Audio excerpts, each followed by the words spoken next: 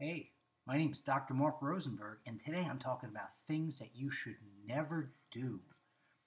Um, hey, this is Mr. Bones, Indiana Bones, if you haven't met him already. Number one, don't crack your own neck. That's not going to solve anything. As a chiropractor, patients come in with problems all the time where they try to fix themselves, whether they were being in a hurry or cheap, whatever. If you grab your neck and go like this and pop your own neck, first of all, in that position, you shouldn't even stretch your neck like that. Your arm is stronger than your neck.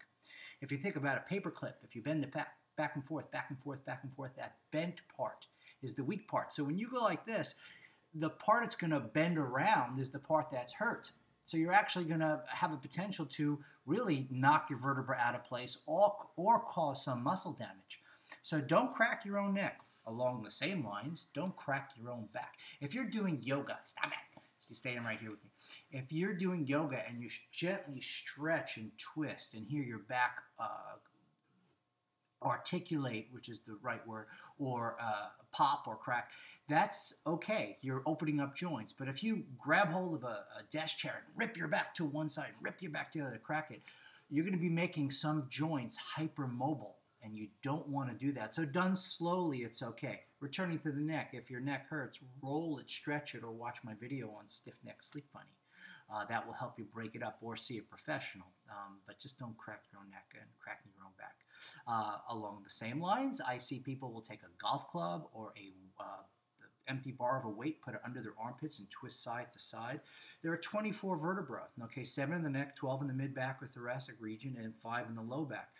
You're going to wind up doing more of that bending around where the pole is or where that golf club is than the other places. So you're going to build in a little weakness. That's not okay. So again, don't do that. The other thing not to do along the same lines, women, you wash your hair. You wet it in a towel. You whip it forward. You whip it back. You can give yourself whiplash. I've seen it. If you want to do that, there's nothing wrong with that. Wrap your, drop slowly. Wrap your head. He's moving away. Never take a squeaky toy from a big dog.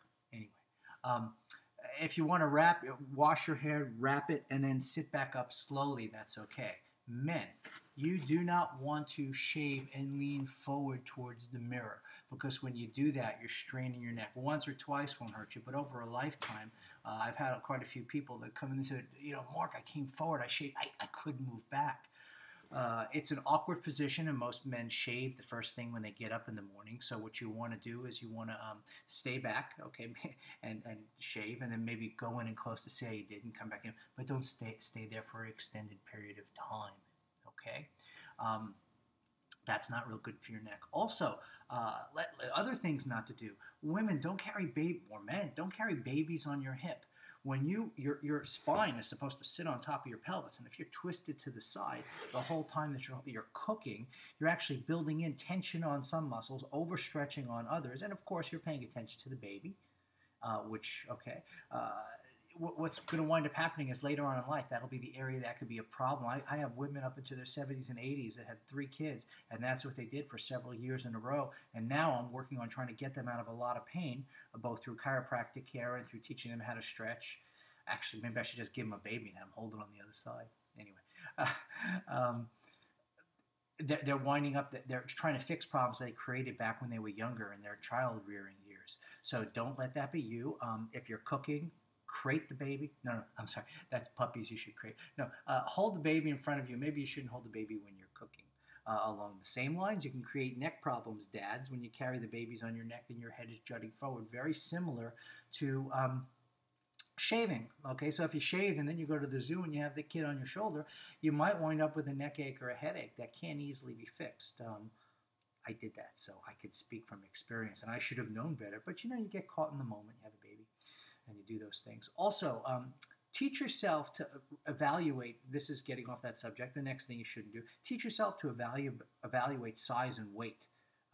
In a couple of different ways. I've had people, of course, this makes sense, lift up a big box and they weren't expecting it to be heavy and they lifted it and they hurt themselves. Okay, that's understandable, but I've had a few injuries come to the office, which were interesting, where it was an empty box and they bore down and they expected it to be heavy and lifted, and it came up so easy they wrenched their back. Kind of silly if you think about it, but great possibility. So maybe you see the size of the box or what you have to push it, move it, evaluate its weight as well. Okay, that'll help you a lot. The next thing not to do, stretch after running. Okay, I take that back. You could stretch after running. It does feel good.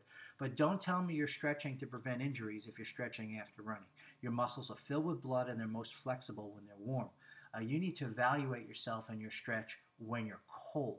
So some people, they can touch the floor, okay, when they're warmed up, but they can't touch their shins, okay, when they bend over, when they're cold. That's the state of their muscles when they start to exercise, and that's when injuries are going to happen. Okay, just something to think about.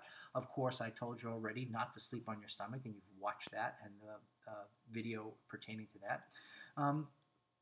And I think that if people just pay attention to some of these things, it'll keep you out of a lot of trouble. Simple daily things. You open up a door, don't reach for the door. Walk towards the door and pull it towards you.